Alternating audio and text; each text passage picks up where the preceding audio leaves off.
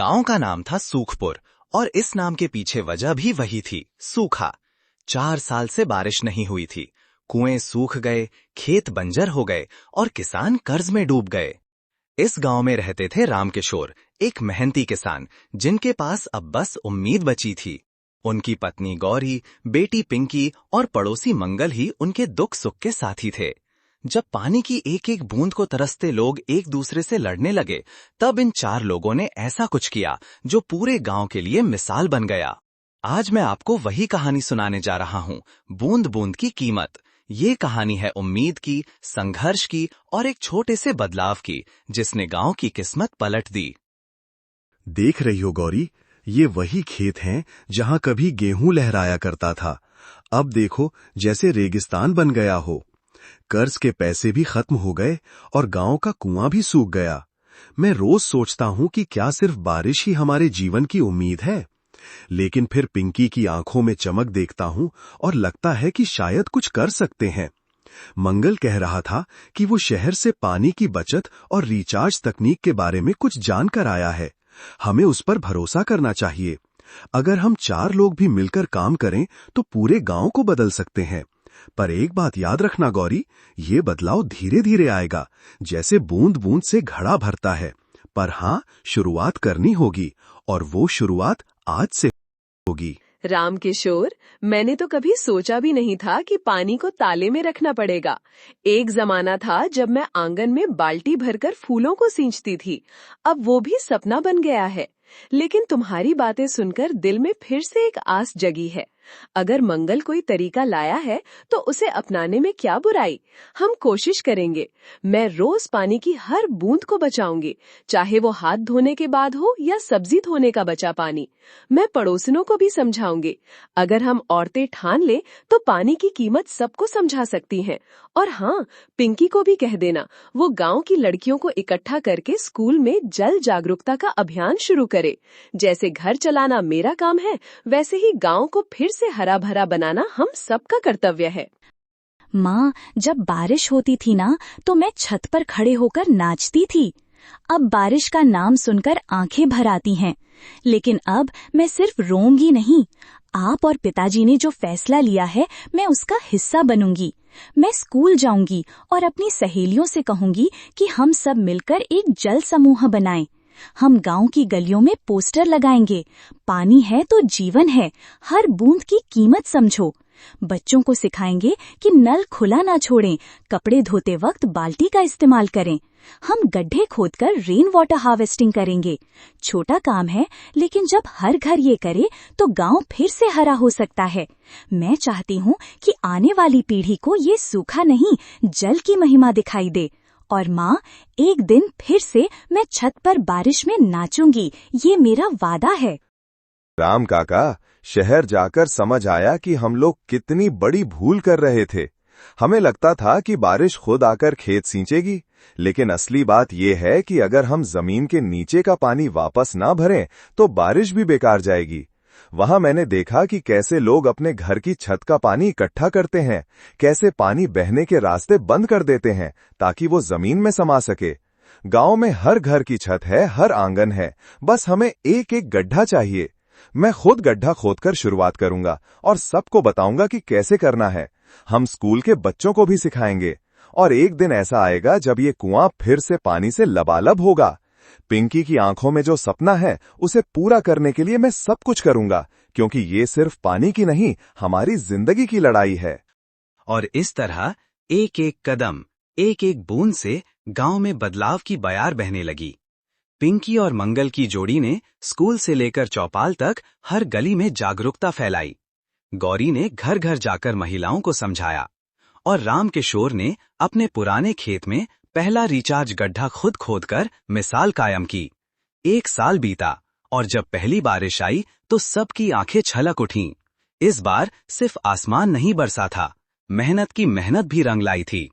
गांव के कुएं में पानी लौट आया, खेतों में हरियाली लौट आई और सबसे बड़ी बात, लोगों में भरोसा लौट आया। ये कहानी सिर्फ सूखे की नहीं है, ये कहानी है उस बूंद बूंद की कीमत की जिसे हमने कभी समझा ही नहीं था। गांव में जब पहली बारिश हुई तो ऐसा लगा मानो 4 साल की तपस्या सफल हो गई हो। कुएं में पानी था, बच्चों के चेहरे पर मुस्कान थी और हर खेत जैसे जी उठा था। लेकिन असली चुनौती अब शुरू हुई थी, बदलाव को बनाए रखना। एक बारिश सब कुछ नहीं थी। राम किशोर और उनके परिवार ने जो शुरू किया था, अब वो पूरे गांव का सपना बन गया था। लेकिन कुछ लोग अभी भी पुराने ढर्रे पर चल रहे थे। उन्हें लगता था अब तो पानी आ गया है, फिर से वैसी ही जिंदगी जी लो। पर पिंकी, मंगल, गौरी और राम किशोर ने ठान लिया था, अब नहीं रुकना है। अब सिर्फ पानी बचाना नहीं, आने वाली पीढ़ी को सिखाना है कि जल सिर्फ एक संसाधन नहीं, जीवन है। और इसी सोच के साथ शुरू हुआ दूसरा अध्याय, हरियाली की ओर।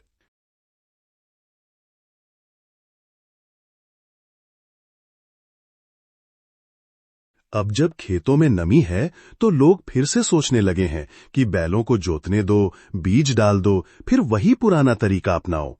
लेकिन नहीं गौरी, अब हमें सिर्फ खेती नहीं करनी, हमें स्मार्ट किसान बनना है। मुझे मंगल ने बताया कि अगर हम मिट्टी की जांच करवाएं तो सही फसल, सही समय और सही पानी का उपयोग कर सकते हैं। मैं खुद गांव के बुजुर्गों से बात करूंगा, उन्हें समझाऊंगा कि बस बारिश का भरोसा करना अब खतरा है। हमें तालाब, गड्ढे और रेन वाटर तकनीक अपनानी होगी। और हाँ, अब जब पानी आया है, हमें उसकी बर्बादी नहीं, संरक्षण करना है। मैं चाहता हूं इस बार फसल हो तो हर घर में सिर्फ अन्न नहीं, गर्व भी हो कि ये फसल मेहनत, समझदारी और एकता की है। रामकिशोर, मैं जानती हूँ कि हर बार गांव के लोग जल्दी भूल जाते हैं। बारिश आई नहीं कि हंसी ठिठोली शुरू। पर अब की बार मैं रुकने नहीं दूंगी। मैंने अपने महिला समूह में चर्चा की है। हम हर गली में जल मेलों का आयोजन करेंगे, जहां हम महिलाओं को सिखाएंगे कि कैसे बर्तन धोते समय बाल्टी का उपयोग करें, कैसे कपड़े धोने का बचा पानी पेड़ों में दिया जाए। और हाँ, अब जब हमारे पास थोड़ा पानी है तो हम गांव में औषधीय पौधे भी लगाएंगे, तुलसी, गिलोय, नीम, ताकि बच्चों को दवाई के लिए बाहर ना जाना पड़े। मैं पिंकी से कहूंगी कि वो हर रविवार को लड़कियों को जमा करके पानी पर नाटक करवाए। ये बदलाव सिर्फ आदमियों का नहीं, औरतों की जागरूकता से ही सच्चा बदलाव होगा। और इस बार मैं पीछे नहीं हटूंगी। माँ, इस बार हम सिर्फ गांव के लिए नहीं, पूरी तहसील के लिए उदाहरण बन सकते हैं। मैंने अपनी स्कूल की प्रिंसिपल से बात की है। वो कह रही थी कि अगर हम जल संरक्षण पर एक प्रोजेक्ट तैयार करें तो जिला स्तर पर हमें सम्मान मिल सकता है। मैं अपनी सहेलियों के साथ मिलकर जल संरक्षण क्लब बना रही हूँ। हम स्कूल के बच्चों को बांटेंगे कि कौन क्या जिम्मेदारी निभाएगा। कोई पोस्टर बनाएगा, कोई कविता, कोई नुक्कड़ नाटक। मंगल भैया ने भी हमें बताया कि मोबाइल से शॉर्ट वीडियो बनाकर सोशल मीडिया पर डाल सकते हैं, ताकि दूसरे गांव वाले भी सीखें। और पापा, मैंने ये भी तय किया है कि जब गांव का पहला तालाब खुदेगा, मैं उसमें पहला पौधा लगाऊंगी। वो पौधा जो हमारी मेहनत का प्रतीक बनेगा, क्योंकि ये सिर्फ जल बचाने की बात नहीं है, ये नए भविष्य की नींव है। पिंकी, तुमने बहुत अच्छा सोचा। मैं भी कुछ नया लाया हूँ। शहर से 2 एक्सपर्ट्स को बुलाया है जो गांव वालों को मुफ्त में ट्रेनिंग देंगे। कैसे छोटे गड्ढों को तालाबों में बदला जा सकता है, कैसे वेस्ट वाटर को ट्रीट करके खेतों में उपयोग किया जाए। और हाँ, मैंने पंचायत से बात की है। एक खाली जमीन को हमने जल पार्क बनाने के लिए चुना है। वहां बच्चे खेलेंगे और बगल में जल संरक्षण की तकनीकें प्रदर्शित होंगी। ये पार्क गांव वालों के लिए प्रेरणा बन जाएगा। और सबसे बड़ी बात, जब कोई बाहर से आएगा तो वो कहेगा, ये वही सुखपुर है जहां कभी पानी के लिए लड़ाई होती थी। मैं चाहता हूं कि हमारा गांव अब हरितपुर कहलाए। और राम काका, इस बार हम सिर्फ बारिश का इंतजार नहीं करेंगे, हम खुद बादलों को बुलाने लायक बदलाव लाएंगे। एक साल और बीता, तालाब खुदे, पौधे लगे, स्कूलों में अभियान चले और सबसे बड़ी बात, लोगों की सोच बदली। अब गांव में पानी की किल्लत नहीं थी, क्योंकि अब पानी को समझा गया था, बस इस्तेमाल नहीं। सुखपुर का नाम अब हरितपुर में बदलने की प्रक्रिया शुरू हो चुकी थी। जो गांव कभी बर्बादी की कगार पर था, वो अब आदर्श बन चुका था। सबने मिलकर समझा कि एक एक बूंद की जो कीमत है, वो सिर्फ पानी की नहीं, भविष्य की कीमत है। और आज जब पिंकी की तस्वीर अखबार में छपी, मंगल को पुरस्कार मिला और राम किशोर को मंच पर बुलाया गया, तब गौरी की आंखों से सिर्फ पानी नहीं, गर्व बह रहा था। ये कहानी यहीं नहीं रुकी। ये कहानी अब हर गांव की प्रेरणा बन चुकी है। हरितपुर अब एक आदर्श गांव बन चुका था। पानी के संकट से उभरकर उसने एक मिसाल पेश की थी। लेकिन जब एक समस्या हल होती है तो नई चुनौतियां जन्म लेती हैं। अब गांव के युवाओं में एक नई सोच उभर रही थी, वो सोच जो उन्हें शहर की चकाचौंध की ओर खींच रही थी। पानी बचाने से क्या होगा, मोबाइल ऐप बना लो, इंस्टाग्राम पर वीडियो डालो, यही असली पहचान है। कुछ ऐसी ही बातें होने लगी थीं। तकनीक बुरी नहीं थी, लेकिन जब परंपरा और प्रकृति को नजरअंदाज कर दी जाती है तब असली संकट शुरू होता है। अब पिंकी और मंगल के सामने थी एक नई चुनौती, नई पीढ़ी को जोड़ना, उनकी ऊर्जा को दिशा देना। क्या वो फिर से गांव को एक सूत्र में बांध पाएंगे? यही है आज का अध्याय, नई पीढ़ी, नई चुनौती।